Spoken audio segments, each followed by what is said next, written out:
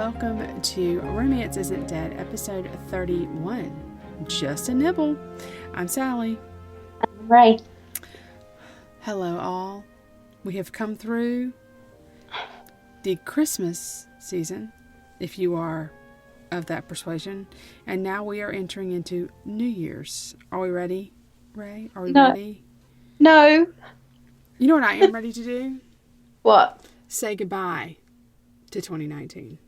Oh, 2019 sucked. Peace out. Peace This out, day, I 2019. haven't said that. I'm quite ready to get out of the 2010s. I think this decade has been. I worked out this just last night when I couldn't sleep. I worked out I have been made redundant 3 times in this decade. 3 times. It's like this decade has been pretty harsh, I think. Well, I mean, I was like, okay, 2018 was just so terrible.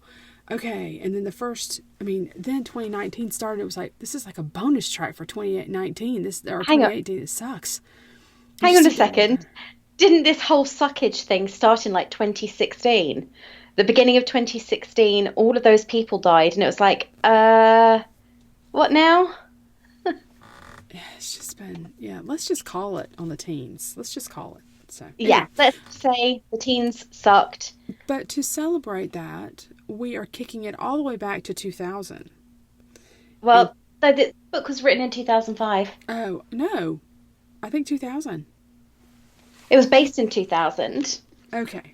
Well, fine. It was based in 2000. It was based in 2000. The book came out in 2005. Okay. I'm smelling my copy right now. Okay, so I can be forgiven for thinking it was written in 2000 because the very thing it says 2000. So I was going with it was 2000 when she was writing the book. So anyway, and the book we're of course referencing is Lynsay Sands, A Quick Bite. And this was Ray's pick. Ray, would you like to give us a little bit of a discussion of the book? Well, this is the first in a vampire family series. It's the Argeneau series, and I think there's about 23 of them now, and they're still being written. And I'm gonna sneeze, excuse me. I've got a bit of a cold. That was a weird sneeze. People at work always look at me when I sneeze because it always sounds different, and that was odd. Anyway, basically, it's about Lynsay Argeneau, who is the daughter of one of the 3 original Argeneau siblings who came from Atlantis. Mm-hmm. It's the mythology behind these vampires is very different to the mythology of most vampires. When you think about it, a lot of the vampire origins are mythologic. They are Greek mythology based, mm-hmm. or Old Testament. Mm-hmm. But these ones are Greek mythology based with nanites, mm-hmm. or nanobots, whatever, depending on how you refer to them. And essentially, this is about Lynsay, and she has got hemophobia, mm-hmm. which is not that great for a vampire, to be fair. Mm-mm. Mm-mm. And on her birthday, her mother kidnaps a psychologist who is about to go on holiday. So obviously his family won't miss him because he's already told them he's going away. And she basically manipulates him into climbing into his own trunk. Her trunk and being driven to a birthday party where he's tied to a bed. With a bow around his neck. Oh, yeah, with a bow around his neck because he's a birthday present. Lynsay thinks that he's dinner. Mm-hmm. And this is a nice birthday present for her. But she can't manipulate his mind. She can't read his mind, and she can't actually control him in any way. And then her family reveal that he's actually her cure because he specializes in phobias. Mm-hmm. There are a few subplots in the book, and you find out the history of her father, the actual history of their particular race of vampires, and that, in a way, that's pretty much it. I mean, the subplot is I have to be honest, the subplot is relatively weak. Mm-hmm. And my defense, when I picked this, I mean, it's from my bookcase and I haven't read it since I got it. So it's been 14 years since I last read it. So I was mad panic reading it to get it finished, which is not a good thing. But I mean, the characters are okay. I actually quite like Greg, though. What was it you said about Greg? His name doesn't really seem like a romance hero name. I'll stand by that. Yeah, but then what would you say is a romance hero name when you think about? I don't know, but Greg is not it. Okay. But then we do have a Bastion in the book. And a Lucian. Yeah. And other names that to me seem more romance hero-y. Or maybe I should have picked one of their stories then. No, but you know what? Actually, just sort of only tangentially, maybe his name doesn't seem very romance hero-y to me because he doesn't necessarily speak to me much as a romance hero. It's not that I don't like him. Maybe she's the romance hero in this book. And maybe that's what's kind of tinging me about it because I don't know. It's almost like there's a role reversal. Yes, exactly. In this book. And I would not have chosen this book because of the role reversal, to be perfectly honest. But you hadn't read it before, had you? Right, and I wouldn't have picked it. Like I would have read the back and said, probably not. Because for whatever reason, my real life intrudes enough on my romance reading that I like for the romance hero to be older than the romance heroine. It's just a little thing. It doesn't really matter. It's not a big deal. I liked the book. It was cute. There's no problem with it. I just wouldn't have read the back and picked it. Does that make sense? Yeah, total sense. It makes complete sense to me. I think that there is an element of role reversal in this. She's rescuing him. He's not a damsel in distress. Clearly, he's a doctor who's been kidnapped. Yeah, he's a doctor who's. Well, was he really kidnapped? Yes, he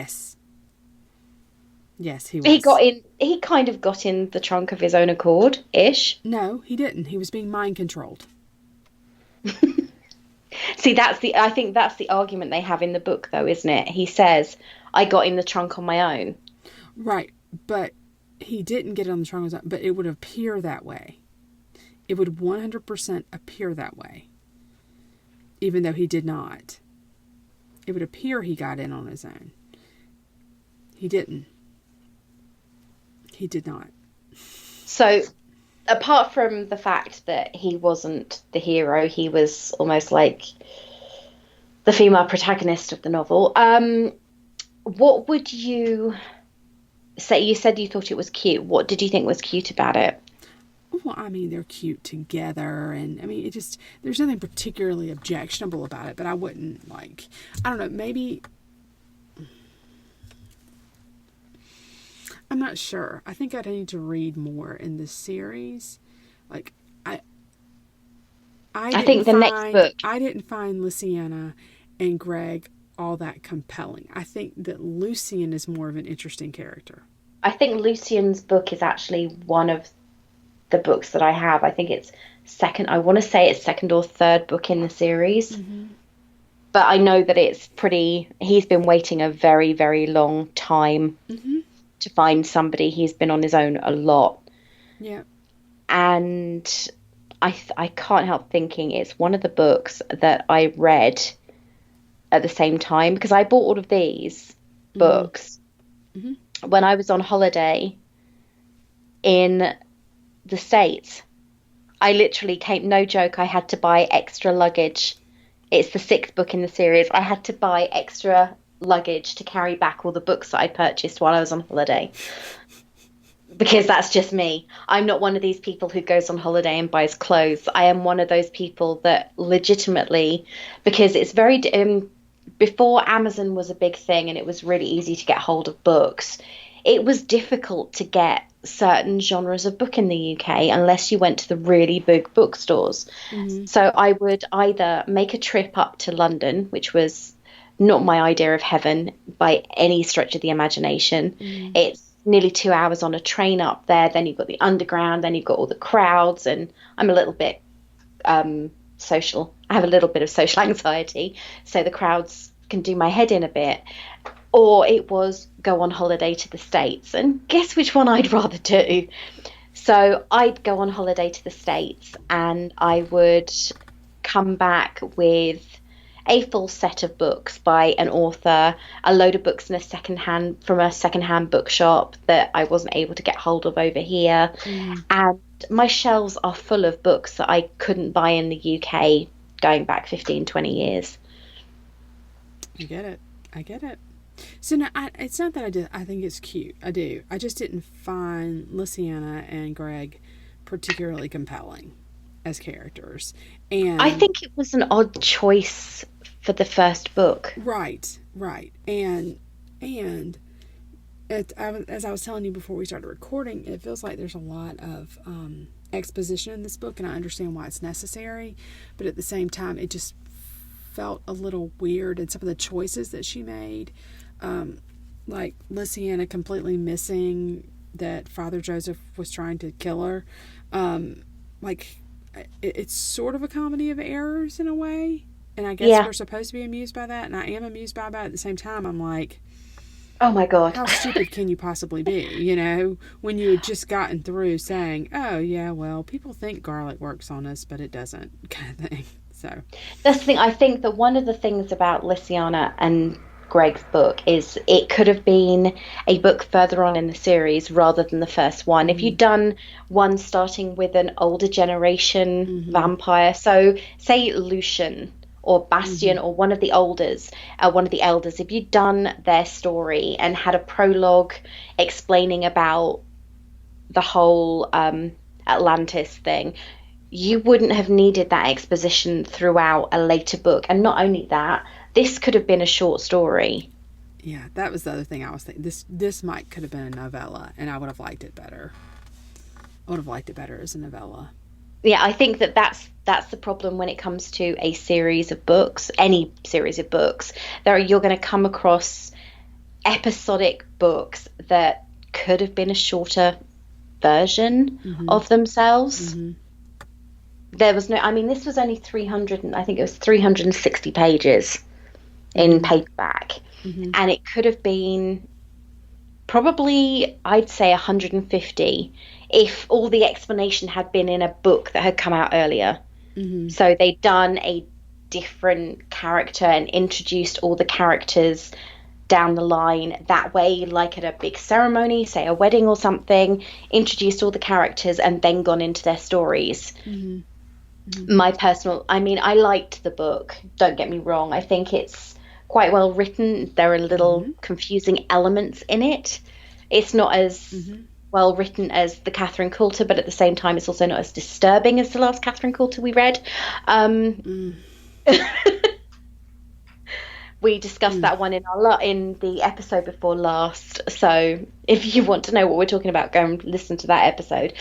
But it was, at the same time, it was a bit of fluff. It didn't need any of the substance that was in it because it could have gone somewhere else, if that makes any sense. Yeah, no, absolutely. Makes perfect sense. So, I found the mix of sensibilities was a bit weird as well, because Lynsay was very naive. I could see that. I really could. I didn't find anyone particularly like no one stood out as someone I did not like in this book. Does that make sense? Yeah, total sense. But then again, this book didn't necessarily inspire me to go on. That said, I'm interested in Lucian. Like book 6. You know what I mean? Like, but I have no desire to read everything in between. Right? I'm just interested. I want to read. I like the twins. Okay. But to me, they were just so young and like, so I don't. Does that make sense? I think that yeah, I think the fact that there was this contrast between I've lived 202 years and we're 17, and Right. it was that whole, well, why are they different to you? And you Mm-hmm. don't, I mean, because the mortal life is very much, there is so much to experience and there's so much to fit in this amount of time. If you Mm-hmm. had double, quadruple, or whatever that amount of time, would you become bored with certain things? Are there enough things different out there that you'd never ever get fed up with food or life in general? I don't know. Food, man. I can't imagine just giving that up just for kicks and giggles. Yeah, but I'm not talking about giving it up for kicks and Yeah. giggles, but I'm talking about the Just being like, whole nah, for I'm food. so I'm so sick of chicken. Yeah. Well, but you know what? I've lost my train of thought. Never mind. Move on. What were you saying? It's that whole aspect of it does bring up interesting questions about how we live. I mean, she brings up a very interesting point that we've brought up several times before when we've talked about our Regency novels.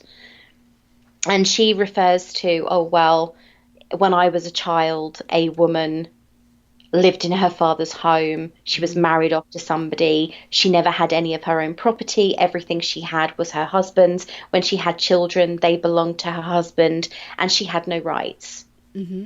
Mm-hmm.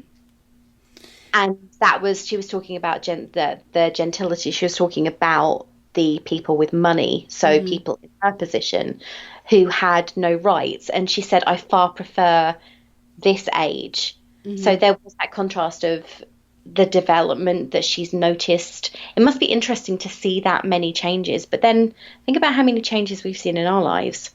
Mm-hmm. I mean, just yeah. I mean, the fact that we're recording this podcast transatlantically is Yeah, huge. exactly. Well, I remember what I was going to say. Lynsay Sands did go with that old trope of if you're a vampire, you're a perfect physical specimen, right? Because the nanos just eat away all the extra fat, and it's like is there Mm. never an? I've never read an author have ugly vampires. Have you? Well,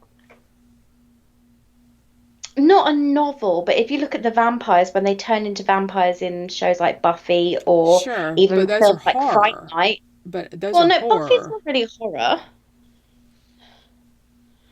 If you're looking at me as if to say no, it is a horror.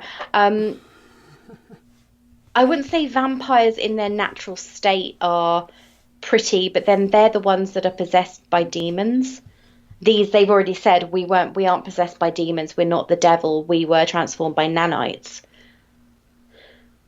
So I can understand why they'd keep them perfect specimens, but at the same time, It just they seems like also have a big job to do in yeah, order to keep them that way. right. It just seems like most romance vampires, okay, Yeah, are pretty. very attractive people. But at the same time, it's living in the fantasy, isn't it? Yes, it is, and And I in love me our some fantasy, fantasy. yeah, and in your fantasies, are you ever a size, being honest, and I hate this, and I mean, I'm saying this as a size 20, that's a UK size 20, not a US size 20. There's about three sizes difference in them. But I'm saying this as a size 20. I don't read a book and think, oh, I can't identify with this character because they're not massively overweight. I look at this character and think, oh, I'd like to be like her. I'm Mm-hmm. not, but I would like to be. And then it sends me on a kick of going to the gym for about 6 weeks before I get bored. But at the same time, I'm not depressed by the fact that it's not a body positive thing Mm-hmm. because I know it's fiction Mm-hmm. and That's I fair. don't care. And I might be an exception, but I don't care. Mm-hmm. I know I appreciate that a lot of people do, and this is something that many people find frustrating about novels, that all the characters are beautiful and everything else, but they're talking in an ideal world. They aren't talking about reality. But if you want to read reality, watch the news or read a newspaper. Well, sometimes. Um, Mm. yeah. don't read the newspapers at the moment. But if you want reality, there are options out there. But Mm-hmm. I read to escape from the real world. Mm-hmm. My mum used to say I escaped from it far too much while I was eating chocolate. But at the same time, that was my escape and still is my escape. I like watching. Last episode we were talking about The Holiday. Mm-hmm. The only overweight character in that still ends up with a beautiful girl. Mm-hmm. Well, I mean, it is what it is. Yeah. And you're right in that romance is a fantasy, and I've read a few romances here and there where the heroine might be a little overweight or whatever, but almost always Right. but almost always the heroes are perfect. So that's where it's female gazy, right? Yeah, exactly. But then you look at it, Yeah. Bride and Vow, Yeah. perfect example. Super hot hero, Mm-hmm. woman who's severely insecure about her appearance and Mm-hmm. constantly feels judged because of it. Yeah. No, And I think if you're going to go into the psychology of it all and talk about how that character feels, and you're going to look at their issues regarding food and everything else, then yes, that's the kind of book that you want to write, and people do want to read them.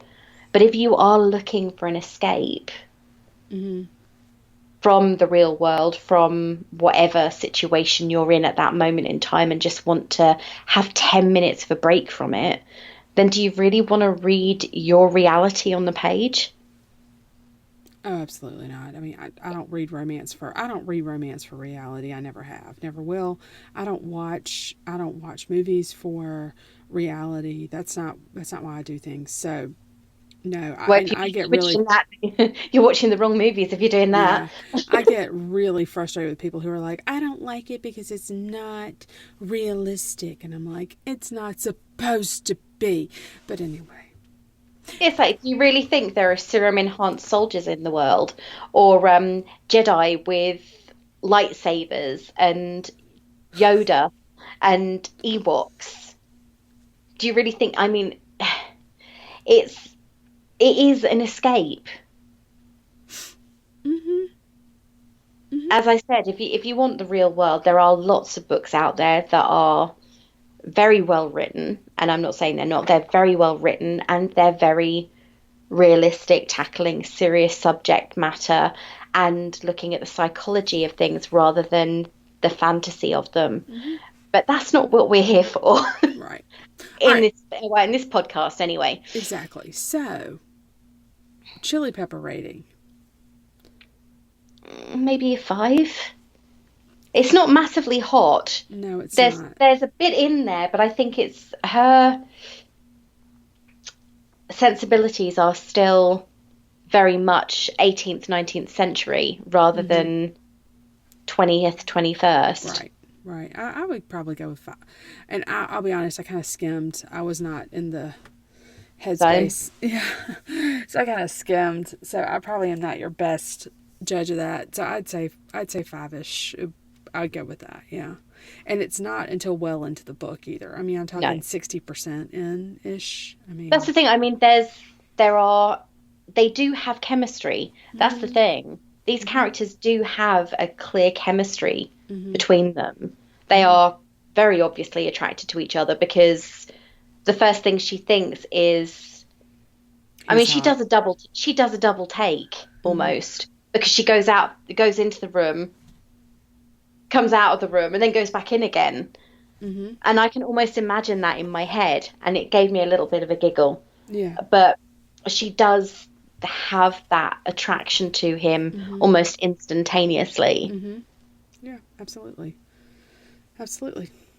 I mean, they write, as you said, as we were talking beforehand, they do kind of write off the serious element of the plot, and they skim over her father's alcoholism brought on by the fact that he actually purchases alcoholics' blood to drink. Mm-hmm. Yep. Yep. Well, I mean, and that's the other thing. This book is clearly designed to be fun. Yeah, right? exactly. And so understanding that, I don't want to be too critical of it because it was fun. It was fun to read. It was, it just maybe wasn't quite my cup of tea, but it was still fun to read, and I would not tell anyone not to read it. I don't put any, necessarily put any trigger warnings on it or anything, just like. I don't think, I was going to say, I'm trying to think of any situation in the book realistically that would necessitate trigger warnings, unless you're terrified of being staked in the chest. And everyone probably should be, just saying. But there are a lot of other books in the series, and as I said, if you're interested in, as Sally mentioned, Lucian's story, he's one of the original Atlantean vampires. If you're interested in his story, his book is number 6, and I think it's called Love at First Bite. Okay. I might actually look that one up. I think that's the one book in the series that is falling apart. Because you really, really liked it. Yeah, I think I must have done, because I know that I've read it several times, and I know that the cover's falling off. So, okay, well, there you go. All right, so I guess we need to move on to. We do it to the new year and season 2. Yes. I can't believe we've already done 31 episodes. It's like, where's the year gone? Yeah. Well, I do want to. We did want to mention one of our listeners. She had. Ray, did you want to give this particulars? Yeah, okay. Well, I'd love to give a shout out to Garcia, who reached out to us on Facebook with some recommendations. Where she's from Australia, and I have to say we are currently trying to source the books. They are older, but we are currently trying to source them. They are The Silver Devil, The Flesh and the Devil by Teresa Dennis, and Defy the Eagle by Lynn Bartlett. They're not proving as easy to find as we thought they might be, because they are slightly older. My library may well be able to dig them up. We are talking about a very old library. My library may well be able to dig up copies, but Amazon seems to be unable to for us at the moment. But thank you so much for reaching out to us, Garcia, and anybody else who wants to get in contact with book recommendations or ARC offers or anything else, do get in touch. You can reach us on Twitter at ISN Romance, or Romance Isn't Dead on Facebook, and obviously on Romance Isn't Dead, which you can find on YouTube. Mm-hmm. Or you can leave a comment for us on our Podbean account. Yeah, we are listening. We are listening. The book I actually chose... It's called Only His by Elizabeth Lowell, and she, in my head, has always just sort of been a Catherine Coulter level author, and so that will be our first book of the new year. It is a Western, and Only His is the first of a 6-book series. So if you... And we promise it's not going to be like the last Western we read. I am so sorry for that. So sorry. We've had a year. Man. We're hoping for the best, y'all. We're hoping for the best. But thank you so much for tuning in. Ray, where can people find you? You've told where we find the podcast. Where can we find you? Yeah, you can find me at All About Ray on Twitter. My account is mostly writing to my local bus company, talking about occasional writing, frustrating colleagues at work, and life in general, really. My account is a real mix. So go and follow me over there. I've only got 7 followers. But, No. I know, that's so sad, isn't it? But I don't mind. I feel like it doesn't matter if you're talking out into the ether, because occasionally things will get read. And I honestly don't mind at all, because I manage accounts for work and everything else. But you can find me at All About Ray, RAYE. Okay. I am Palmetto Blue on Twitter and Instagram. If you would like to catch up with me, you will find that my Instagram account has a lot of fiber crafting on it, specifically crochet, but that's okay. And then both accounts do talk a lot about Star Wars, because I am a gigantic Star Wars nerd. Anyway, I am listening to you there as well. So, how would we like to sign off this lovely, lovely day? Well, I would love to say keep on searching for your happily ever after, and we will see you in 2020. So I hope that you have an amazing New Year's Eve. Yes, amazing. And And I would just remind you that romance isn't dead. It's alive and well on your bookshelf. Bye. bye.